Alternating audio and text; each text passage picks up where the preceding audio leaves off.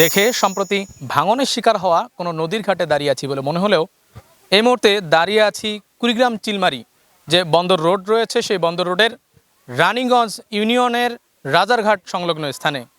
এই স্থানটি গত বছরেও একটি জনবহুল সড়ক ছিল। দর্শক, জানিয়ে রাখি, আমার সামনের যে অংশটুকু রয়েছে ভাঙনের শিকার এবং যে পানিতে ভরপুর যে অংশটুকু রয়েছে সেটিতে কিন্তু গত বছর একটি ব্রিজ ছিল এবং এই ব্রিজের মধ্য দিয়ে আপনাদের জানিয়ে রাখি যে কুড়িগ্রাম থেকে সরাসরি বন্দর রোডে এই সড়ক ব্যবহার করে মানুষজন চলাফেরা করতে পারতেন।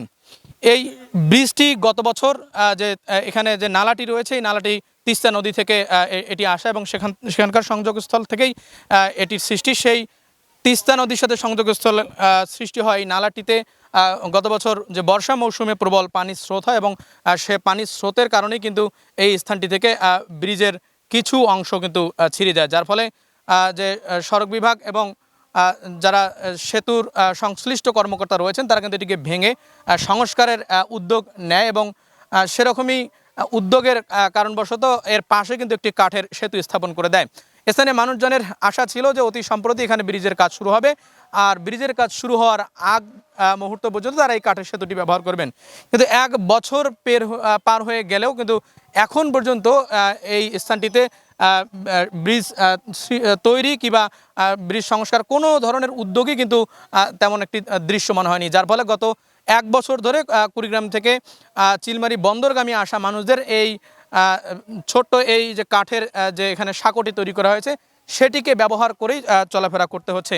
জানিয়ে রাখি যে রানীগঞ্জের রাজারঘাট যে বাজার রয়েছে সেই বাজার সংলগ্ন এই কাঠের সেতুটি দিয়ে প্রতিদিনই কয়েক লক্ষ মানুষ যারা কিন্তু চিলমারি বন্দরের উদ্দেশ্যে রওনা করেন, আবার চিলমারি বন্দর থেকে কুড়িগ্রাম জেলা শহরে আসা মানুষজন কিন্তু এই রানীগঞ্জ রাজারঘাটের মধ্যস্থ এই ভাঙা অংশটি পার হয়েই তাদেরকে কিন্তু জেলা শহরের সাথে সংযুক্ত হতে হয়, যার ফলেই প্রতিদিন কয়েক লক্ষ মানুষের যে দুর্ভোগের নাম সেটি কিন্তু হয়ে উঠেছে এই কাঠের বৃষ্টি। এই কাঠের বৃষ্টি দিয়ে হাঁটতে গিয়ে কেউ হোঁচট খেয়ে পড়ে যাচ্ছেন, কেউ বা অটোতে এসে অটো সহ নিচে পড়ে যাচ্ছেন। জানিয়ে রেখে যে সম্প্রতি মাসখানেক আগে সাবেদ আলী নামে একজন যে বৃদ্ধ মানুষ যিনি কিন্তু এখান থেকে পড়ে গিয়ে তার হাত পা ভেঙে গিয়েছিল এবং গুরুতর অসুস্থ হয়েছিলেন। তার পরবর্তীতে তাকে যখন হাসপাতালে নিয়ে যায়, হাসপাতালে মাসখানেক চিকিৎসাধীন অবস্থা তিনি কিন্তু ইন্তেকাল করেন। এছাড়াও এই যে কাঠের সেতু রয়েছে সেখানে কিন্তু প্রতিদিনই কিন্তু কোনো না কোনো দুর্ঘটনার শিকার হচ্ছে। একজন ব্যক্তি অথবা একটা গাড়ি একদিক থেকে আসলে অন্য দিক থেকে গাড়ি আসার আর কোনো সুযোগ পাচ্ছে না, যার ফলে কিন্তু অপর দিকের যাত্রীদেরকে এখানে অপেক্ষা করতে হচ্ছে একটা লম্বা সময় ধরে যতক্ষণ ওই গাড়িটি আসছে না। সব মিলিয়ে একটা বড় ধরনের যে সমস্যার বা ভোগান্তিতে এখানকার স্থানীয় মানুষজন তাদেরকে কিন্তু পড়তে হচ্ছে, যার ফলে তারা যেটি চাচ্ছেন যে এখানকার যে এই দুর্ঘটনা এখানকার এই হতাহতের সংখ্যাটি যদি কমাতে হয় এবং কুড়িগ্রাম থেকে চিলমারি বন্দরগামী মানুষদের যাত্রা যদি সুগম করার উদ্যোগ গ্রহণ করা যায় তবে একমাত্র তার সমাধান হতে পারে এখানে একটি ব্রিজ নির্মাণ, যেটি গত বছরেও ছিল। তারা দাবি করছেন সংশ্লিষ্ট কর্মকর্তারা যত দ্রুত সম্ভব এখানে একটি ব্রিজ যেটি নির্মাণ করে দিলেই কুড়িগ্রাম থেকে চিলমারি বন্দরগামী যাত্রীরা তাদের পথ সুগম হবে। এবং আপনাদের জানিয়ে রেখেছি চিলমারিতে কিন্তু বেশ কয়েকটি গরুর হাট বসে, যার ফলে গরু কেনাবেচা করতে যাওয়া ক্রেতা এবং বিক্রেতা উভয়কেই এই সড়কটি ব্যবহার করতে হয় চিলমারিতে সহজতর যাতায়াতের জন্য। তাদের জন্য কিন্তু একটা ভোগান্তির নাম হয়ে উঠেছে এটি। এদিক দিয়ে খুব কষ্টসাধ্য তাদেরকে গরু নিয়ে যেতে হচ্ছে, এমন সময় হচ্ছে যে পড়ে যাওয়ার মতো একটা অবস্থারও সৃষ্টি হচ্ছে।